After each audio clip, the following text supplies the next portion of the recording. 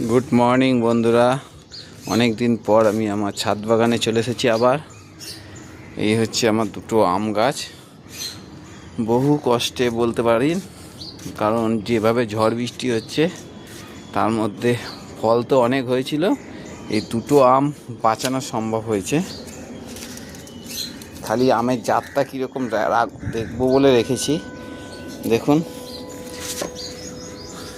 এই একটা,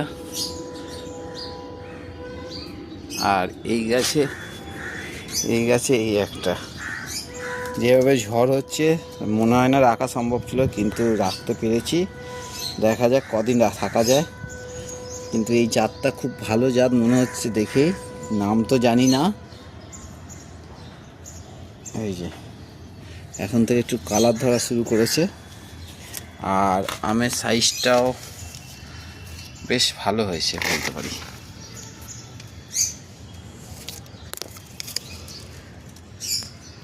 দেখা যাক কীরকম জাত বেরোয়, আপনাদের সঙ্গে শেয়ার করব।